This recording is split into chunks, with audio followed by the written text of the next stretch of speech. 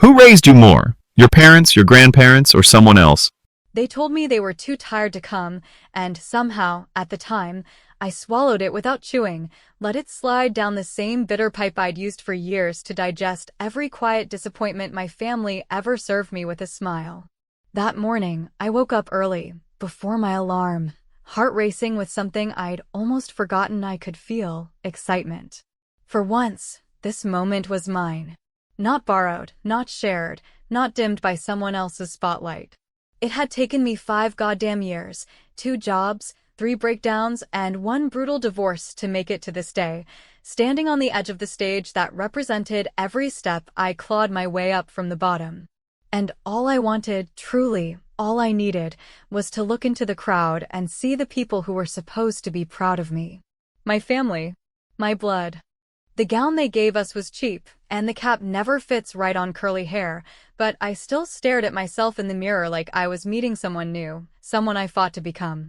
I'd chosen the shoes carefully, even though no one ever sees them, and I'd written my speech 3 times, then deleted it all the night before and decided I'd just speak from the heart, like everyone says you should. But none of that mattered when I saw the missed call from Mom that morning, followed by a text, short and surgical: "We're not going to make it, honey. The flight delays wiped us out. We're exhausted. We'll celebrate after, promise. So proud of you." No call from my dad. No message from my sister, Kim. Just a family group chat gone quiet except for that one text, wrapped in emojis and exclamation marks, like cheap tinsel on a broken tree. And I just stood there, in my tiny rental room, holding the phone like it had sucker punched me through the screen. I didn't cry, not because it didn't hurt, but because I didn't have time to bleed. I had exactly 90 minutes to get to the venue, and crying would ruin the only makeup I could afford for the next 3 months. So I shoved it down. Like always.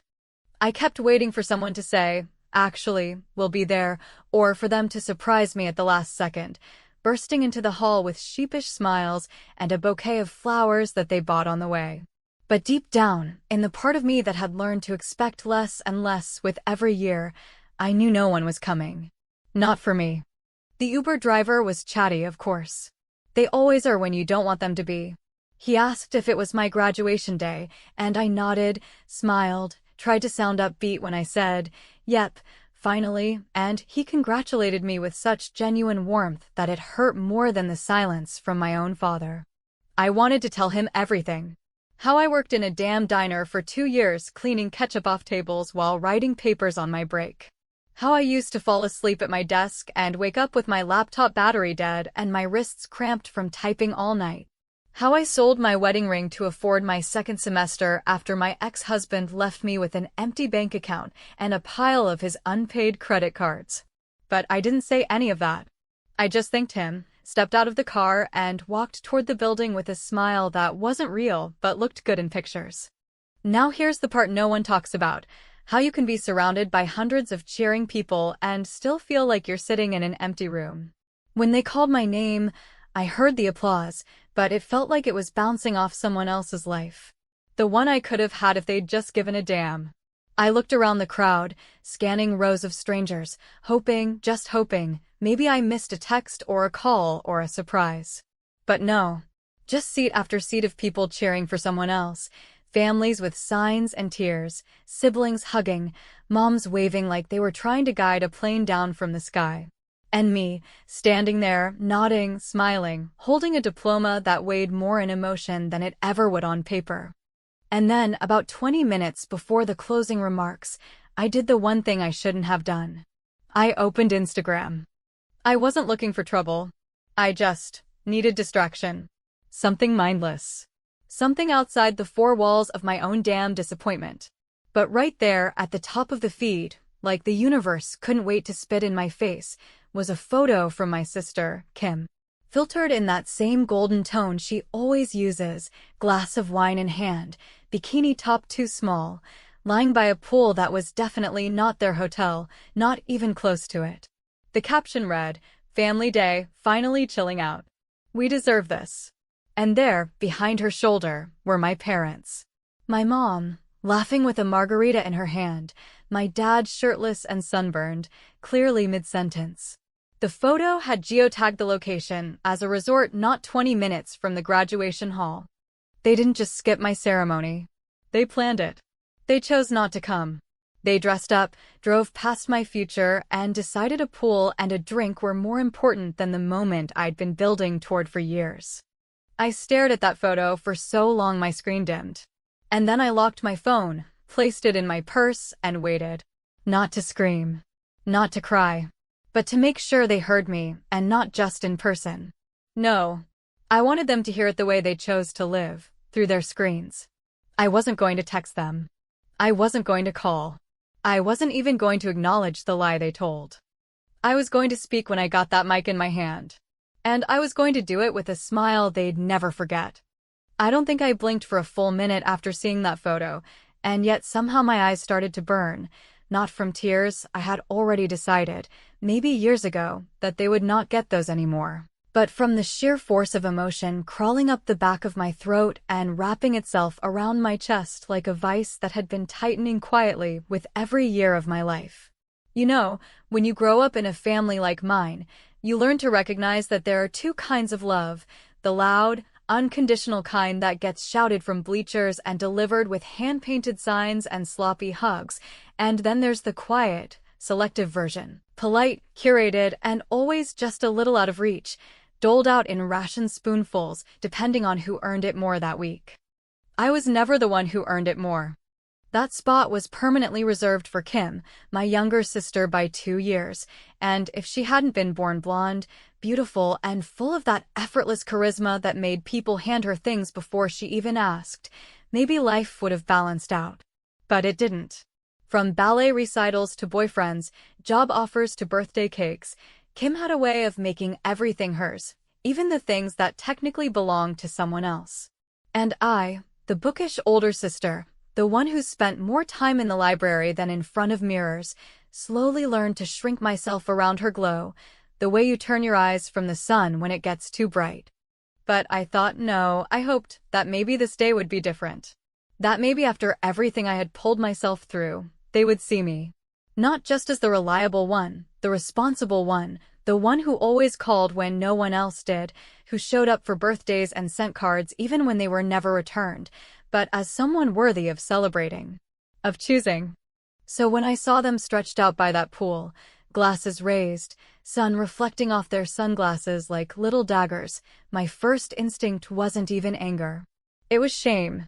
That bone-deep, ugly kind of shame you carry from childhood, the one that whispers maybe you didn't do enough, maybe you weren't enough, maybe this was your fault. And as I stared at that picture, replaying every hour of every night I had stayed up writing thesis drafts while juggling double shifts at the coffee shop, every missed party, every lonely holiday dinner eaten at my desk, just to make this degree possible, I felt something inside me calcify. They weren't tired. They weren't sick. They didn't get stuck in traffic or have some emergency or take a wrong turn on the way to campus. They made a choice. A deliberate, casual, selfish choice to be anywhere but in that auditorium with me. And the fact that they didn't even bother to hide it, that they posted it publicly as if it were some harmless afternoon, told me more than any words ever could. That photo had over 200 likes by the time I saw it. Friends of Kim's commenting things like, jealous, and you guys are the cutest fam, and pool day goals, and not a single soul, not one asking where I was, what I was doing, what I might be feeling. Because no one knew. Because I wasn't in the frame. I was never in the frame. It didn't stop there. I clicked through her story, already knowing what I'd find but unable to stop myself, like pressing a bruise just to feel the sting. There was a boomerang of my dad clinking his glass against hers, another of Mom floating on a pool chair in her wide-brimmed sun hat with the caption Queen Energy, and a video of the three of them laughing at something I couldn't hear. The sound of their joy somehow louder than any cheer I had heard all morning. They had dressed for the occasion, too, Mom in her favorite silk cover-up, Dad freshly shaved, Kim in her tiny neon bikini, her phone angled perfectly to catch every curve and glint. And the most surreal part? There, on the table behind them, was the graduation card I had mailed 2 weeks earlier, unopened, next to a pitcher of sangria. So I did what any rational person might do in a moment like that.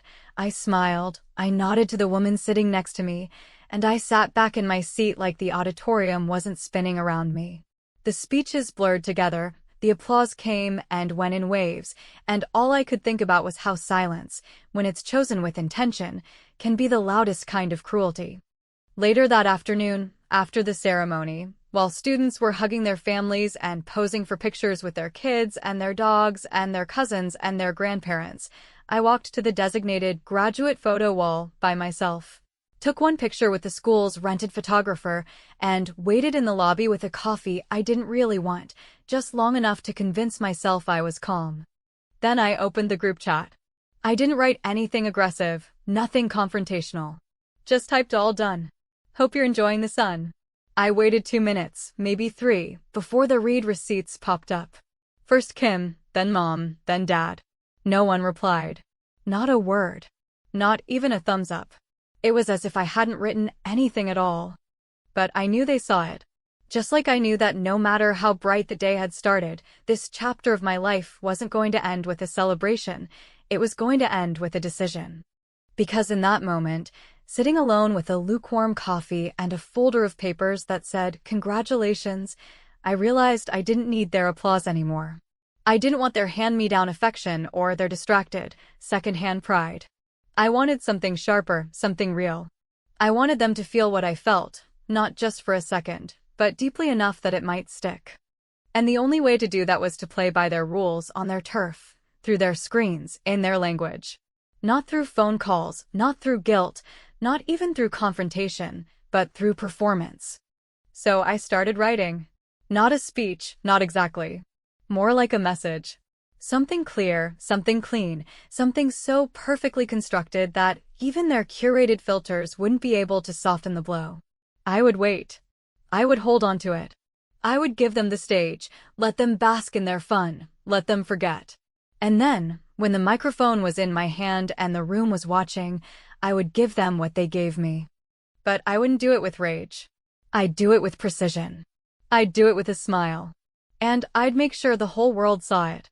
There's something uniquely infuriating about being told you're overreacting, especially when the people saying it are the ones who've hurt you, who've chosen their comfort over your milestones, and who, when finally confronted with the consequences of that choice, decide the real problem isn't what they did, but how you're choosing to feel about it. I waited a full day before saying anything, not because I wasn't furious, because I was, in a slow burn, blood-in-the-mouth kind of way, but because I needed them to stew a little, to wonder if I had seen the photos, if I had pieced it together, if I was just pretending to be fine. I wanted them to feel the possibility of a confrontation long before it arrived. When I finally called, it was late enough in the evening that they couldn't claim they were busy, couldn't pretend they hadn't noticed my message, couldn't hide behind exhaustion or bad Wi-Fi.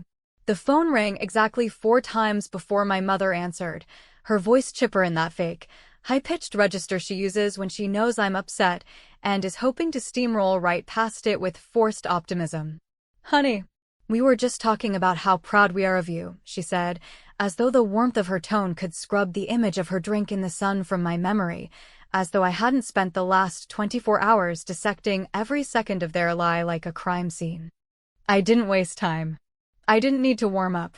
I just said it, flat and clean. I saw the photos. There was a pause on the other end, just long enough to confirm she understood exactly what I meant, before she let out a small, nervous laugh and replied, "Oh, that. Melissa, come on. It wasn't like we were trying to ditch your ceremony or anything. We just really needed a break. You know how stressful the trip was." And that was it. That was the explanation. A break. A margarita. A lounge chair in the sun. That's what I was worth, or rather, that's what I wasn't worth. Not worth a 10-minute drive. Not worth a folding chair in a crowded auditorium. Not worth the heat or the traffic or the minor discomfort of waking up early after a delayed flight. Instead of owning the fact that they made a conscious choice to prioritize leisure over loyalty, they began building a narrative around their fatigue, spinning it into something noble, as if self-care were a shield against accountability. I stayed quiet on the line, not because I was uncertain, but because I had learned, after years of family dynamics that hinged on denial and deflection, that silence was the one thing they couldn't spin. When I didn't jump in to soothe her guilt or give her an opening to pivot, she faltered. "It wasn't personal," she said finally, voice dropping. "You know how your sister gets. She really needed to decompress after all that travel." That was the moment the shift happened, not when she admitted the truth, because she never really did, but when she tried to pin it on Kim. Because there it was again, the old, familiar hierarchy. Kim's needs came first. Always. Her stress eclipsed mine. Her comfort reigned supreme. If she wanted to lie by a pool on the day of my graduation, then the universe, including my parents, would simply bend to accommodate her. I didn't scream. I didn't accuse. I didn't even raise my voice. I just said, slowly, deliberately, "I worked 5 years for this. I didn't ask for a parade. I didn't need a party. I just wanted you to show up." Another pause. Then the sigh. The famous Carter sigh, long and dramatic, followed by the inevitable minimization. "You're making this into such a big deal, Melissa. You're being overly sensitive. It's not like this erases everything we've done for you." But that's the thing. They always count what they've done, as if support were a running tally, a spreadsheet of favors and birthday cards, and not a living relationship built on presence, on consistency, on showing the hell up when it matters. I could hear my father in the background, his voice low, probably asking who was on the phone, and I pictured him in his usual chair, remote in hand, already shifting the blame onto me without even knowing what had been said. Because that was the role he always played, the passive supporter, the one who never started the fire but never once reached for the extinguisher. And Kim? Well, she didn't call. Not that night, not the next day. But she did text. A single message, wrapped in the kind of performative innocence she wore like a second skin. "Sorry you were upset. We didn't think it'd matter that much. Hope it was still a special day for you." No apology for lying. No acknowledgement that she posted the damn evidence for all the world to see. Just a vague brush-off cloaked in false sweetness, the same way she used to say, "Don't be mad," after borrowing my clothes and spilling wine on them without asking. It was in that moment that I realized the depth of the divide, not just in how they treated me versus how they treated her, but in how they viewed me altogether. I wasn't real to them. Not fully.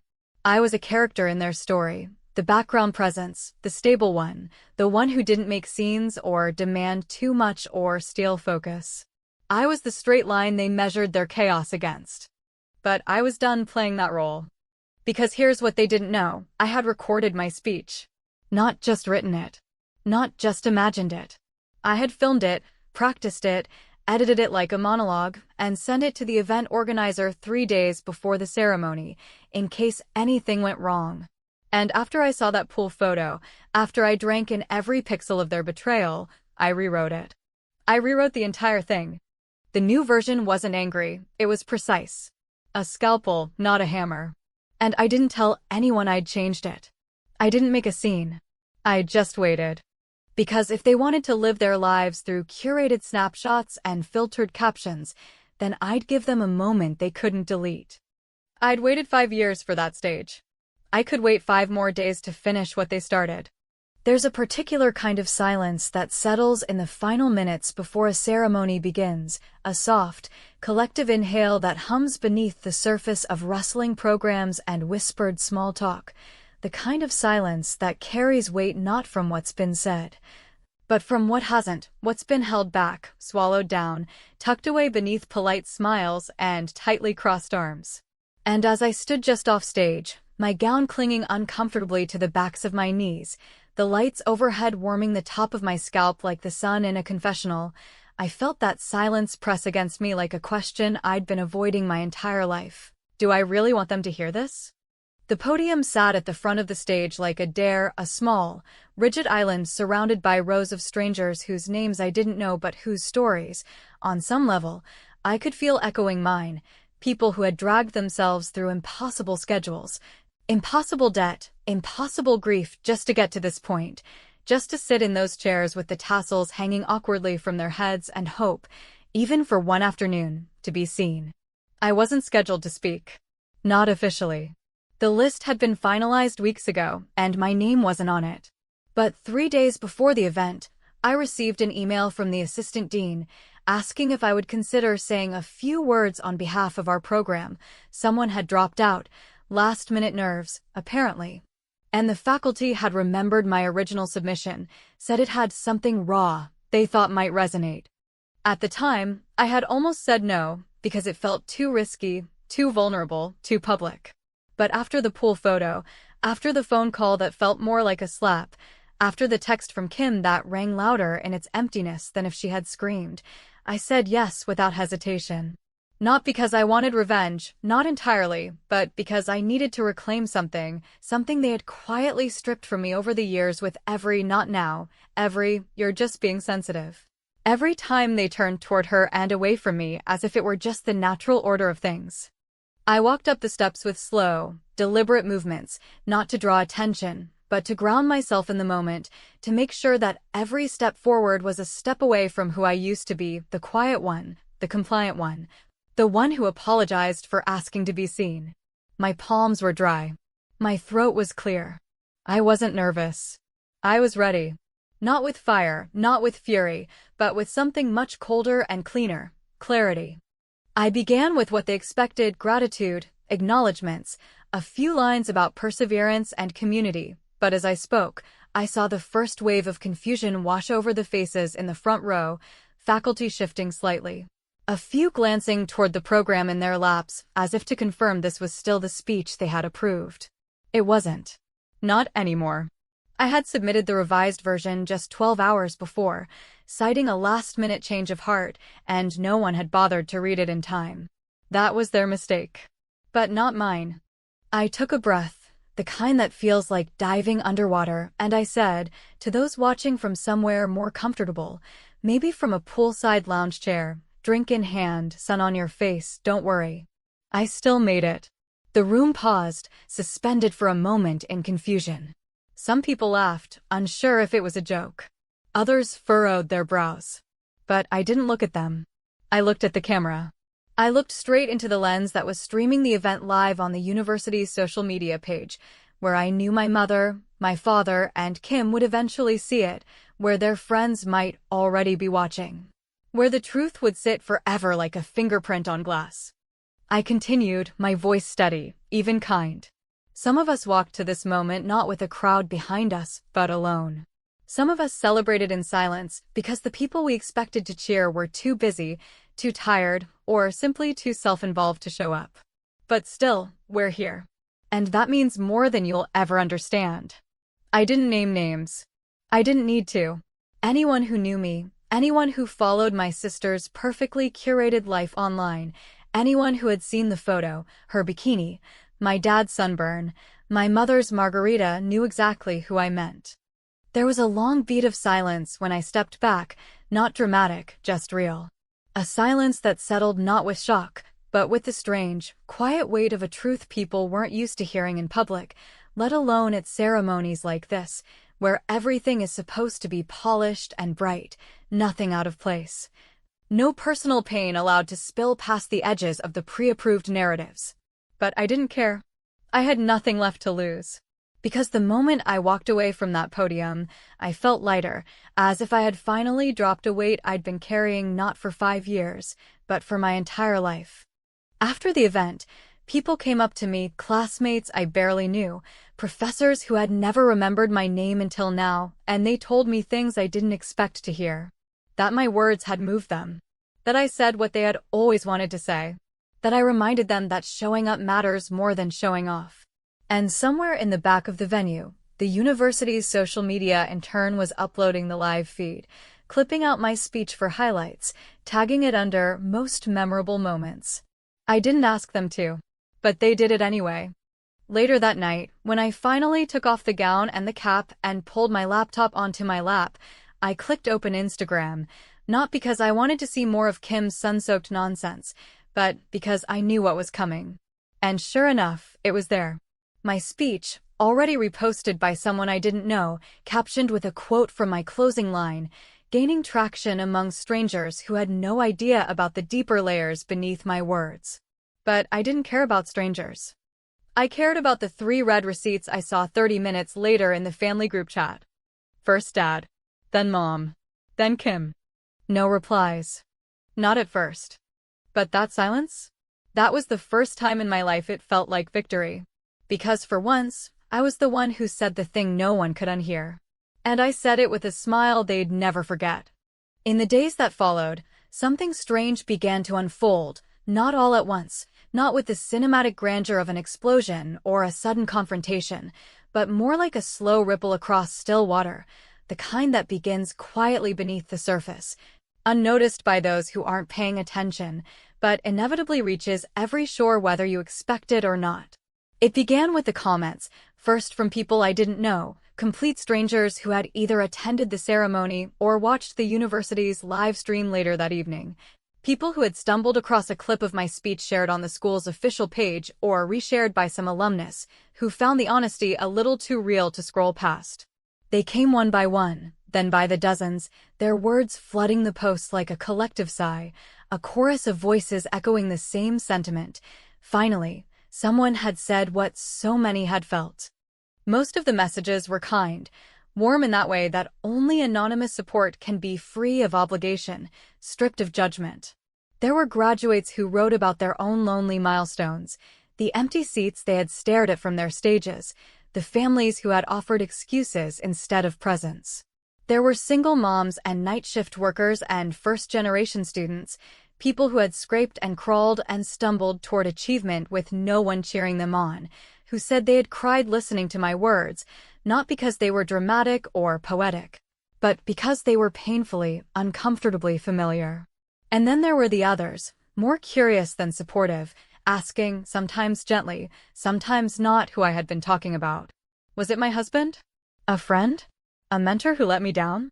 There was a particular hunger in those questions, the kind of voyeuristic itch that seems to accompany any public truth, a need not just to witness someone's pain, but to assign it a name, a face, a scandal.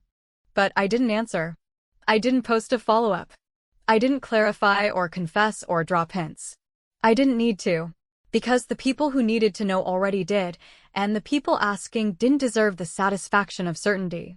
Sometimes, ambiguity is the sharpest knife, the one that cuts not with force, but with suggestion, with what you let them imagine.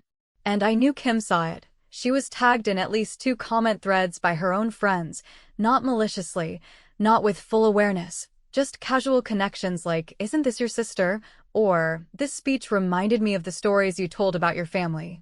The kind of well-meaning observations that accidentally drive daggers into the quiet places people try to keep untouched. Her response, when it finally came, wasn't a message or a phone call. It was a story. Of course it was, a 30-second clip of her lounging by the same pool, now empty, her expression cool and unreadable, sunglasses too big for her face, a drink in her hand, and a caption that read, "Some people make drama out of everything. Heal, babe." No context. No name. Just enough venom dipped in sugar to poison the narrative without getting her hands dirty. It was classic Kim. The same strategy she used in high school when she spread rumors just vague enough to avoid consequence. The same method she'd used when she swooped in on my ex-boyfriend after our breakup, claiming it just happened because he needed someone to talk to. She was a professional deflector, a master of slippery meanings, and while the post didn't name me, the subtext screamed through every pixel. I stared at it for a long time, not with anger, not even with hurt, but with a kind of detached curiosity, the way you might look at a fire from behind glass. It couldn't touch me anymore. Not really. Because something had shifted in me the moment I stepped off that stage, not in a self-congratulatory, triumphant way, but in a deeper, quieter place, the part of me that had always been waiting for them to choose me, to finally make the effort. I realized I no longer cared if they did. I no longer measured my worth in inches of their attention, or in the warmth of their voices, or the width of their smiles. I had carved out a moment for myself, and that moment had stood, with or without them. But that didn't mean I was finished. Because the most interesting messages didn't come from strangers. They came, eventually, from people who had known my family. A former neighbor from our old street messaged me late one night, Writing, I always wondered why you were the one walking the dog while Kim had friends over. Always thought that was a little off. A teacher from middle school reached out to say she remembered how often my parents skipped conferences, but not Kim's. An old friend of my mother's, a woman I barely remembered, someone from church, I think, commented on the post saying, "You always were the one carrying the weight. I'm glad you finally said something." And then came the last one, the one that, if I'm being honest, startled me. It was from my father. No preamble. No long-winded explanation. Just a message that read, "I didn't know it mattered that much to you. I'm sorry."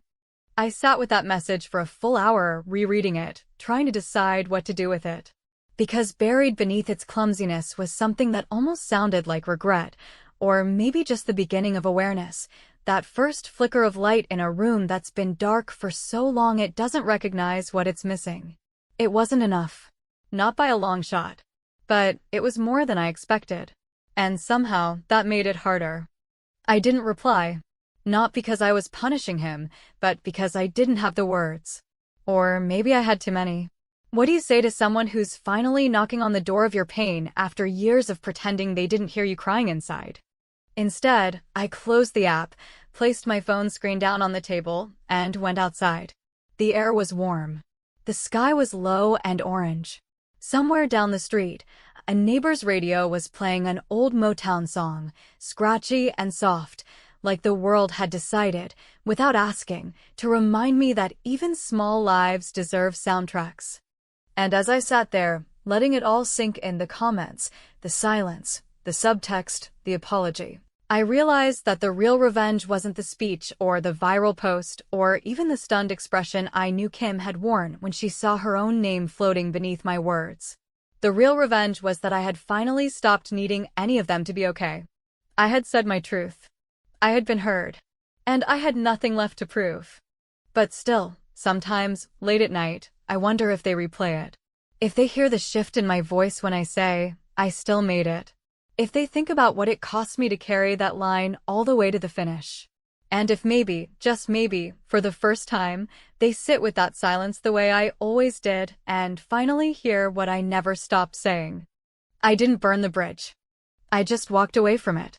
And this time, I didn't look back.